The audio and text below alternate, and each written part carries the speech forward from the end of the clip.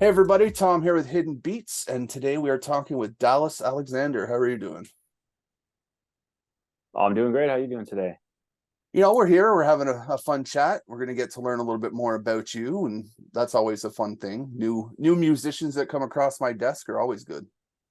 All right. So for those who are new, can you give a little kind of intro about yourself and what you bring to the world? Sure. I am a songwriter, country inspired for sure, but sometimes my songs have a hard time finding a genre. um, I spent the last just about 17 years of my life in the military, and now it's just music and songwriting full time. I mean, that's pretty good. I actually my day job is with Veterans Affairs actually, so I deal a lot with military stuff. All right. Hmm. So how did you get into music? I was a handful of years, probably 4 years ago now, creeping up on 5 years. I started just playing as much as I possibly could. I actually had a big loss in my life, which led me into writing songs and playing music and becoming very passionate about it. Uh, my brother passed away, and he was in a band and he had a studio and stuff in his basement, and we chatted about someday recording a song because I could play a couple tunes at the campfire or whatever, but I'd never really written anything, and we just never got around to doing anything musically. And then after that, it's kind of like, what are you waiting for? I've always loved music, so I just went full on. Nice. Is there Yeah. like an album or a song that was like the pinnacle of like, man, that's someone I'd like to do something like that? Oh, there's been lots. I think my favorite country singer is Jamie Johnson, Okay. and songwriter. So a lot of his music really inspires me. Um, Man, there's more and more good music coming out all the time that makes me think like, oh, I want to keep on going because there's such good stuff out there. Yeah, there's definitely a lot. That kind of brings me to my next question, I guess, is what's your opinion on the music scene right now? Uh, I think because of, even though it's kind of a double-edged sword, the way the music is now with streaming and Apple and Spotify and stuff, it gives people a lot of access that they wouldn't otherwise have. So for me, most of my favorite country music is, down in Texas, red dirt stuff, or like a mix of things that I would never ever hear on the radio here or have the artists come to town. So I love where it's at now in terms of access and discovering new music and different artists. Um, there's obviously some income things that artists aren't so fond of when it comes to Yeah. streaming and what it pays, but I think the trade-off is access and audience. Hmm. Now I read that so you're Alberta born, but you said Ottawa based, as I think I read? Yeah, now so when I was in the military, my unit was in Ottawa, so I got out about a year and a half ago, and we're just still here because music has actually gotten pretty busy, so we haven't moved. Yeah, I'm actually Ottawa based myself, so it's Oh, fun to nice. see the scene kind of coming around. Yeah. But what do you think, or how do you think the scene differs here than it does back in Alberta? I mean, that's country. That's right there is country music. So what do you think Yeah, it's like I here? think there's just a little bit more country music kind of everywhere there. Hmm. But that being said, as I was playing, like I tried to play as many bar shows as I possibly could here, and there was always space for country. Like I had no problem finding gigs or people that wanted to listen to country music. So it's actually pretty good here as well. Yeah, there definitely is a lot. And I think more of the big country acts come to Ottawa too versus any other genre really, Yeah, totally. which is kind of fun. Is there any kind of artists that you're listening to right now you think people should know more about? Maybe like up and coming guys or Yeah, well, I mean, it depends where you sit. These guys aren't really up and coming, but they're starting to play a lot bigger things now. If you've never heard of the Turnpike Troubadours, they're one of my favorite bands, and like they've got a lot of music out and have been at it for a while. So they're not really up and coming, but they're up and coming in the sense that like pretty sure they were opening for Luke Combs a little while ago and starting to play to, gigantic crowds. So they're definitely some of my favorite.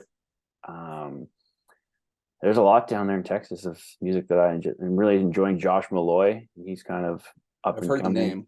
Yeah, starting to open for Cody Jinks and those guys now. His music is really cool. Hmm. Yeah, there's a lot, which is exciting. it's almost like I look at it now as almost oversaturated sometimes. There's ever released so much to so many people. It's hard to pick and Yeah, well, choose. and I think that's why the niches are kind of important. Like for me, I love that I can discover new artists even through apps like Spotify, where it's like, oh, if you like this, you might like this. And sometimes it's nah, but if there's really, really good music, I don't think it can ever be too saturated for really good music and true songs. Yeah, I mean you're right there. If there's a song that's I'm a fan of a good song, so it doesn't really matter Yeah, where it comes from or what genre. If it's good, then I'll listen to it for sure. likewise. Hmm. What do you think it takes to stand out above someone else to kind of draw that fan base in? I think there's been a big research. I don't know if it's ever been really lost, but just artists that are telling the truth, they're writing songs that are real and true. And I think there'll always be an audience for that. I don't necessarily care to, you know, stand out above whoever the neighbor is, as long as what I'm writing and singing I love and are true to me, there's going to be an audience somewhere for it. I think there's a big rise in people recognizing that when you see, bands like or artists like Zach Bryan, where he's like, he's blowing up huge and he's just kind of writing poetry that's true to him and putting it over top of some country chords, and not even that country. Sometimes it's just people realize it's true and feel it, and I think it connects differently. Yeah, it's the word I was thinking, just blank completely, but it's almost like authentic music, I guess, in a sense of Yeah, if it totally. means something to you, it's going to mean something to someone else also. Yeah, that's right. Hmm. And so we're mainly here today to talk about, you have a new single coming up, Child of This Land. I believe it's coming out I wrote down August 16th. August 16th. Yeah, it's Can gonna you be tell out. us a bit about that one without spilling too much? Yeah, it's a song I wrote. I was actually in Nashville doing some co-writing, and I finished a co-write and got back to my room and then wrote this one by myself. It just came out. That was the time. Hmm. It's about where I grew up. So I grew up in a small indigenous community called Fishing Lake Métis Settlement in Alberta. So it's kind of about that, growing up out there, and it's what it was like, and kind of the culture side of things, the community side of things, and then a bit about, sometimes feeling like you don't fit in. Yeah, I mean, so I got to listen to it beforehand too, and I could feel a lot of the story behind kind of just what it was and exactly what you were kind of probably feeling at the same time. Oh, well, I'm glad that came through. Because it's kind of a bit of a mix. It's like my perspective, but then even when I'm singing it, I picture it as like the community perspective or different individuals, and then coming back to mine. So it kind of flows that way. But it's all about that, just growing up in the middle of nowhere. Yeah, like I took it like a big picture, like someone looking at a big picture, even though you were probably in the picture too. Like that's how I was taking it anyways. Totally, that's a great way to describe it. And I've not Hmm. described it that way yet.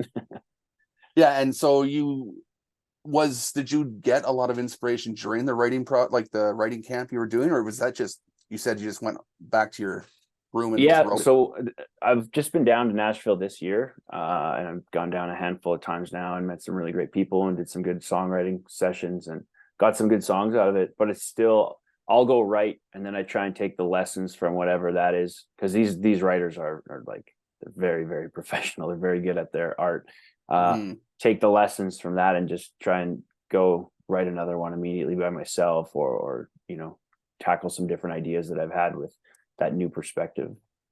I guess it's a good way to help you open up and see from different sides, I guess, at that point. Yeah, totally.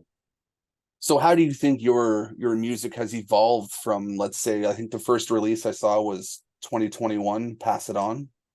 How do you think your music has evolved into 2023 now? Well, I think that I'm getting more comfortable writing. It's a very slow process, but it's tiny steps at a time, getting better with that.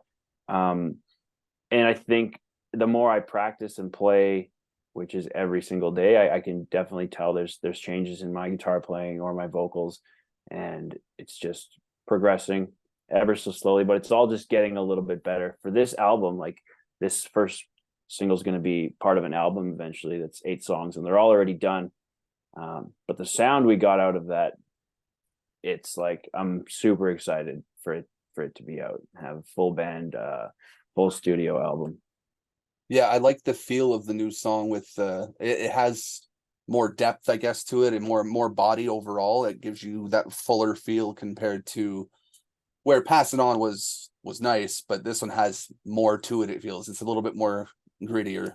Oh yeah, I've definitely grown a lot. It's like that, putting out Pass It On was, I almost felt like I just needed to get a song on the internet, because every bar I was trying to book said, do you have music out somewhere? Okay. So I was like, okay, I have this one I wrote, let's go to the studio. Yeah, it's, as you kind of grow and get better, I almost look back and I'm like, but this will be music I'm excited to point people to. Yeah, it's a like you said, it's growing. It's a step forward. So that's Yeah. really all it comes down to, is doing that. Is there Do you find it's hard to balance putting kind of too much of yourself in to your songs versus staying grounded outside of music? Like outside of putting myself in the song, or do you mean just outside of music and the business? Just the business, sorry, like the whole like throwing yourself all into it versus trying to have yourself sane outside of things. Yeah, it's a crazy business. Like, I'm sure lots of people say that, but there's so much of it I'm learning now, because I'm independent and attempting to stay that way as much as possible and just build the right team around what my needs are. Mm-hmm. Um, but it ends up being a lot of different things. Like, it's crazy how much of my day for building a music business is around business and team, and not around playing guitar or doing a vocal lesson or writing a song or practicing. Like, I think once it's all set up, I'll have more time, for the actual art creation and practice of it.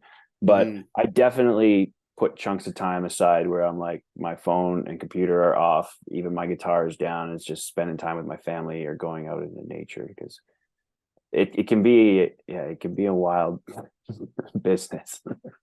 Yeah, that's a lot of people that I've been saying more, that you're not a musician, you're a business now. So you have marketing and social medias and everything under the sun now. It's a lot to focus on. Yeah. Yeah. And I think it's just, I try to prioritize music above all of that. But it is easy to get sucked in when your to-do list is ever growing. I don't think my to-do list has ever stopped at this point with the amount of things going on. Yeah. Because on top of doing this, we also cover live shows. I've got a team all across Canada and the US too, so I'm managing all of them as we go. And we have festivals coming up. I'm leaving to Boots and Hearts next weekend. So Oh, nice. That'll be a fun one. yeah, it's fun, but also when you're working, it's hard too, because you have to try to hit everything. And Yeah, no doubt. no, I like hearing more about what people do to keep grounded, because we're in an age of, mental health and everything Yeah. happening all at once. It's good to know that you're taking time to. Yeah. Well, I think like those things stay close to the top of my priority list. Like, I was actually just posting about it for this month of August. I'm mostly home. I got a couple little things here and there because I go on tour in the fall, so it's gonna be very, very busy. But I am just focusing on my health. Like, I'm working out, watching what I eat, doing the nutrition things, all the other stuff I've learned through my military career that can just like keep me calm and centered. Um, Mhm. you know, so that's my August, is focusing on health, songwriting, and then the business stuff when the other hours of the day that I have time. Mm. What's a Dallas live show like? Like what are people expecting when they come see you live?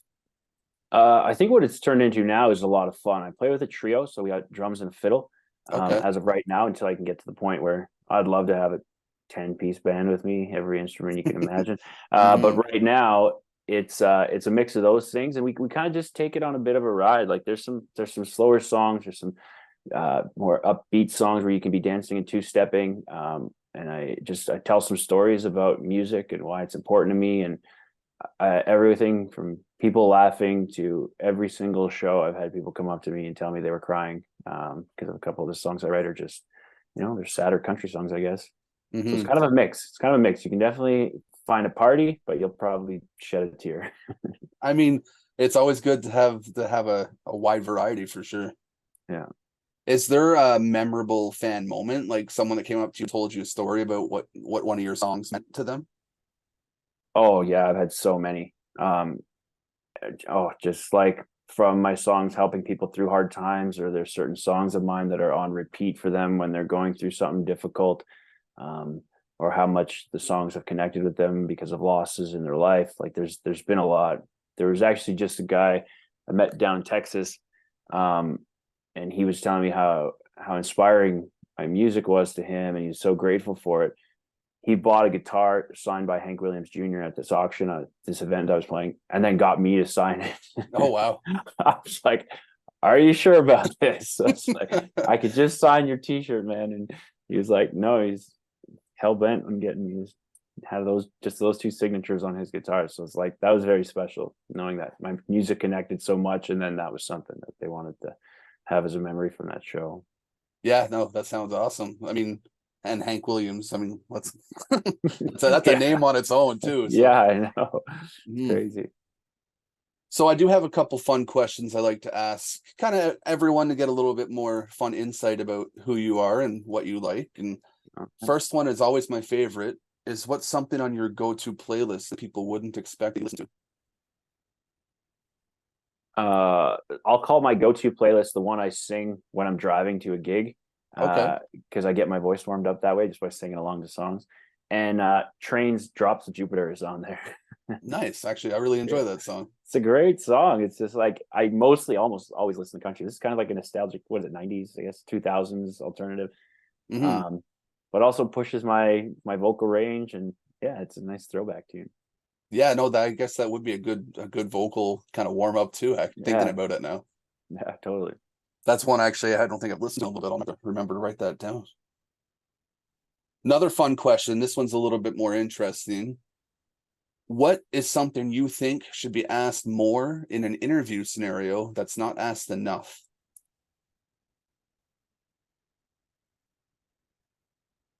This is a good one.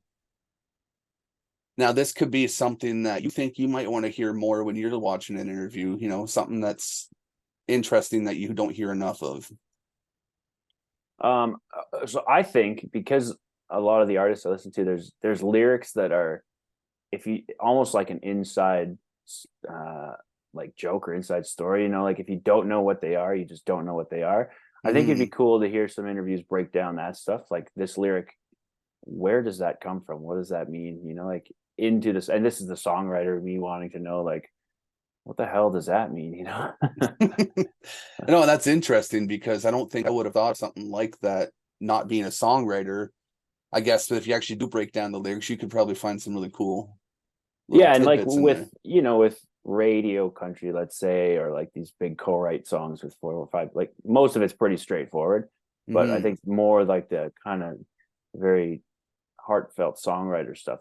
I definitely know some songs where I'm like, well, this is a great song, but the parts of it I'm like, I don't even know what you're referencing right here. Hmm. No, that would be interesting. I'm gonna keep that and think about some other ones when I'm putting Yeah. together interview questions like that. There you go. Yeah. Hmm. If you had your choice, who would play you in the story of your life in like a movie scenario? Yeah. uh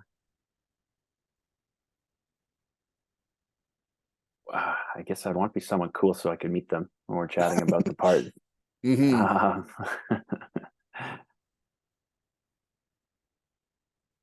I don't know, because I definitely wouldn't want it to be me. I have no interest in acting.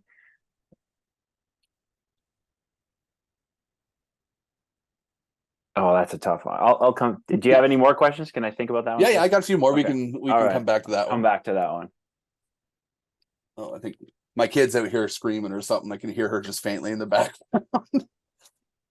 So another fun one that I like actually, which is interesting, is what's your death row meal? Like, what's your last meal that you're choosing to chow down to? That would have to be a steak.